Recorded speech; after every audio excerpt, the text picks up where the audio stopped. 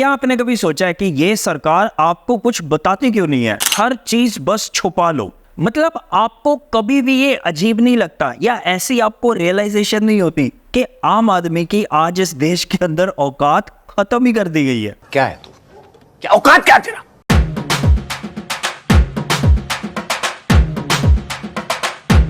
हम्बा हम्बा रंबा रंबा कंबा कंबा।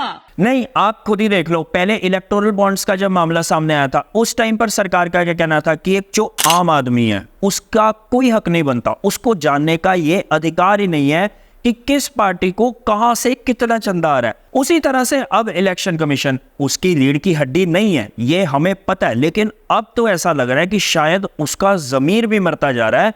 साफ साफ मना कर रहा है वो 17C फॉर्म के आंकड़े प्रोवाइड करने से।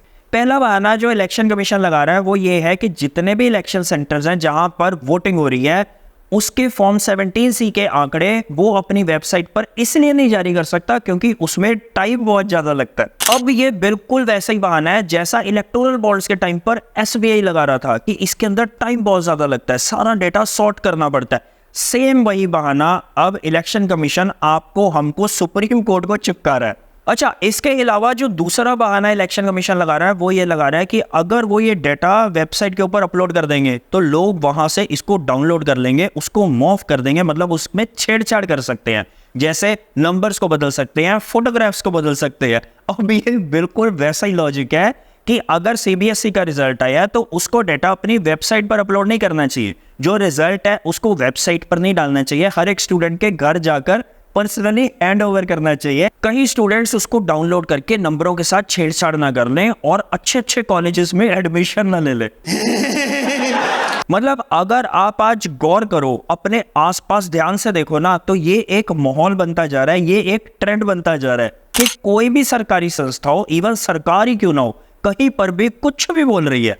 इजराइल के प्रधानमंत्री राष्ट्रपति सबसे मिलना का मैंने कहा समझाइए इनको कि कम से कम रमजान में गाजा में बम्बार्डिंग यानी हमले न करें, और उन्होंने पालन करने का भरपूर प्रयास किया। आखिर में 2-3 दिन लड़ाई हो गई। बस देख लिया, मतलब झूठ बोलने की भी आपकी और हमारी एटलीस्ट कोई लिमिट है, पर यहाँ पर कोई लिमिट नहीं है। अंतर्राष्ट्रीय अर्थशास्त्रियों की एक रिपोर्ट आई टॉमस पिकेटी की, जिसमें उन्होंने कहा कि भारत में इनकम इनइक्वालिटी बढ़ रही है, यानी कि जो लोग अमीर हैं वो और अमीर होते जा रहे हैं, जो गरीब हैं वो और गरीब होते जा रहे हैं, कि भारत की इकोनॉमिक ग्रोथ इस वक्त के शेप्ड है कि ऊपर लोग अमीर हो रहे हैं और नीचे लोग गरीब हो रहे हैं। आप इसको कैसे देखते हैं, जो इनकम इनइक्वालिटी का विषय? तो क्या सबके सब गरीब होने चाहिए? लो कर लो बात। अब ये जवाब है आपके और मेरे प्रधानमंत्री का, मतलब एंटायर पॉलिटिकल साइंस में डिग्री लेने के बावजूद भी हमारे प्रधानमंत्री इकोनॉमी पर जब सवाल किया जाता है तो ऐसा जवाब दे रहे हैं। तो क्या सबके सब गरीब होने चाहिए? और हमें तो फ्रैंकली एक बात यह समझ में नहीं आती है, जितनी भी पापा की परियां बैठी हैं या पापा के परे बैठे हुए हैं, क्या ये वाकई में जर्नलिस्ट है? नहीं।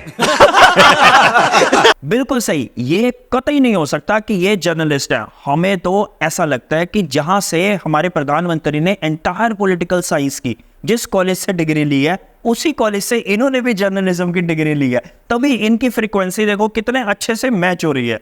लेकिन मोदी गाजा में रमजान के महीने में अब मैं इसकी पब्लिसिटी नहीं करता हूँ। नहीं, अब इससे पहले अंधभक्त आए और अपने कपड़े फाड़ फाड़ कर रोने लगे कि हमारे पापा को ऐसे कैसे बोल दिया। आप खुद ही सुन लो आपके पापा क्या कह रहे हैं। मोदी घर घर पानी पहुंचा रहा है। सपा कांग्रेस वाले आपके घर की पानी की टोंटी भी खोल के ले जाएंगे। अब एक आम नागरिक होते हुए मुझे इस बात का बुरा लगता है कि मेरे प्रधानमंत्री जब भरे मंच से ऐसे ऐसे बयान देते हैं।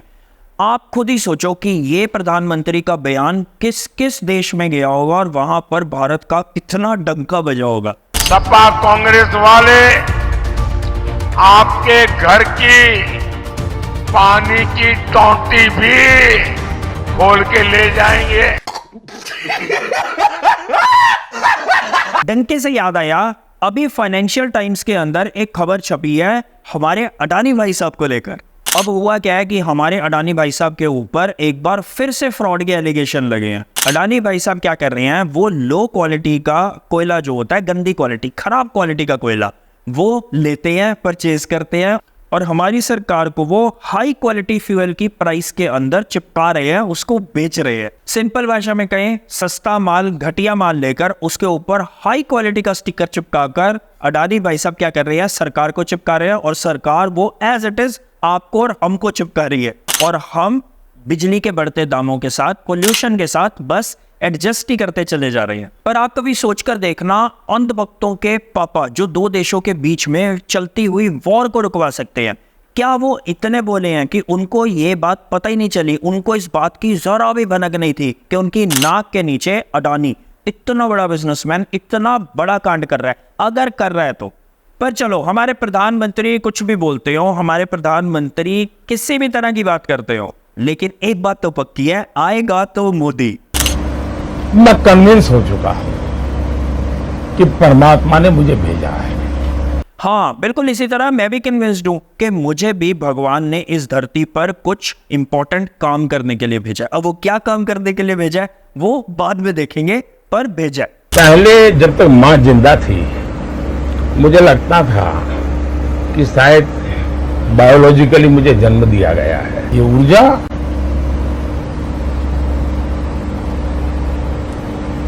बायोलॉजिकल शरीर से नहीं मिली है। नहीं, अब ये ज्यादा हो गया, हम इतना डीप में नहीं जा सकते। हाँ, बायोलॉजिकली आए हैं, ऐसा नहीं है कि हमें भगवान ने ऊपर से बनाकर फेंक दिया या हम कहीं से प्रकट हो गए।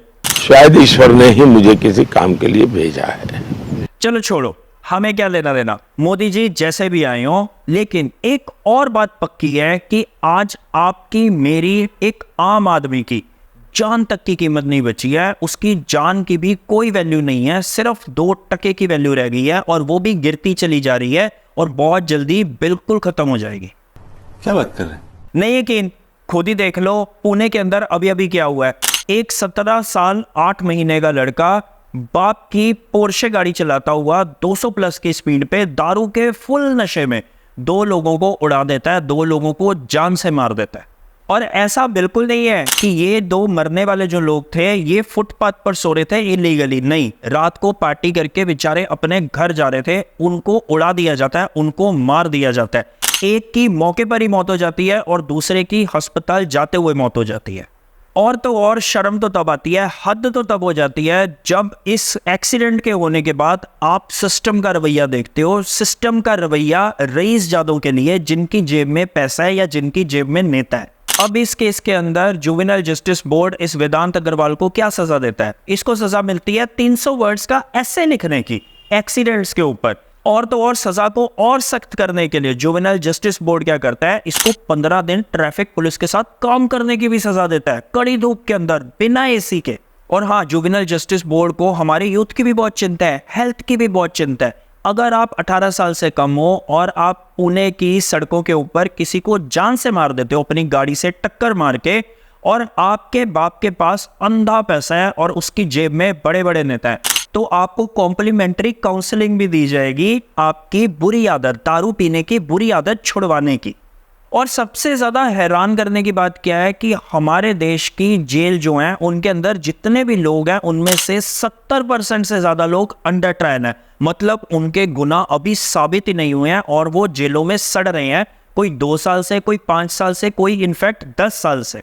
और दूसरी तरफ ये 17 साल का लड़का जिसकी अभी दाढ़ी के बाल भी नहीं आए, वेदांत अग्रवाल, इसका बाप विशाल अग्रवाल, वो पुणे का बहुत बड़ा बिल्डर है, उसकी जेब में नोटों की गड्डियां भरी पड़ी हैं, इसलिए इसको मात्र 15 घंटे के अंदर अंदर बेल भी मिल जाती है। अब बस आप यहां पर इमेजिन करो, मरने वाले जो 2 सॉफ्टवेयर इंजीनियर्स थे, अश्विनी कोस्टा और अनीश अवधिया, इन दोनों की जगह आप, मैं या हमारी फैमिली में से हमारा कोई फैमिली मेंबर होता और इस तरह का कोई हादसा हो जाता और उसके बाद सजा के रूप में कल्प्रिट जो है उसको ये सजा दी जाती, आप पर, मुझ पर या हमारे परिवार पर क्या बीत रही होती। डर लग रहा है ना ये सोचकर? डरना भी चाहिए, क्योंकि ये नया काल चक्कर है और इस नए काल चक्कर के अंदर हर गलत को सही कर दिया गया। और एक देश में ऐसा ही होता है जहां पर नेता भगवान बन जाता है, अमीर हैवान बन जाता है और एक आम आदमी, वो इंसान, वो तो रहता है लेकिन उसकी कीमत, उसकी औकात 2 कौड़ी की भी नहीं रह जाती। हम बहुत छोटे लोग हैं, हम बहुत मामूली लोग हैं। अच्छा, ऐसा नहीं है कि इस केस के अंदर जुवेनाइल जस्टिस बोर्ड के ऊपर ही सिर्फ एलिगेशन लग रहे हैं, एलिगेशन पुणे की पुलिस के ऊपर भी लग रहे हैं। पहला एलिगेशन ये है पुणे पुलिस के ऊपर कि वेदांत अग्रवाल को गिरफ्तार करने के बाद पुलिस स्टेशन के अंदर उसको पिज्जा मंगवाकर खिलाया गया। दूसरा एलिगेशन कि जानबूझकर पुणे की जो पुलिस है उन्होंने 10 से 11 घंटे के बाद इसके ब्लड सैंपल लिए ताकि अल्कोहल लेवल जो है वो नेगेटिव में आए या बहुत कम आए, जो कि आया भी। और पुलिस तो पुलिस, नेता वो कहाँ पीछे रहने वाले थे? एनसीपी के नेता सुनील टिंगरे, वो भाई साहब सुबह सुबह 6 बजे पहुंच जाते हैं, विक्टिम के परिवारों से मिलने नहीं पहुंचते, वो पहुंचते हैं पुलिस स्टेशन में राजा बेटा की बेल को करवाने। और अगर आपको अभी भी जरा सा भी डाउट है ना आपकी औकात को लेकर, मेरी औकात को लेकर, इनफैक्ट इस देश के एक आम आदमी की औकात को लेकर, इस वीडियो को दोबारा चलाकर देख लो, इसको दोबारा सुन लो। आप सारी घटनाओं को अगर जोड़कर देखोगे ना, आपको अपनी औकात, मेरी औकात अच्छे से क्लियर हो जाएगी। और ये आज की रियलिटी है, ये आज का राम राज्य है। बाकी India is great, be healthy, be happy. बाकी तू बोलते। पेट्रोल डीजल हमारे हाथ में नहीं है, रुपया अंतर्राष्ट्रीय कारणों से गिर रहा है, महंगाई बेरोजगारी के लिए कांग्रेस जिम्मेदार है, बाकी सारी समस्याएं नेहरू छोड़ गए हैं, और फिर भी कोई दिक्कत हो तो पाकिस्तान चले जाओ।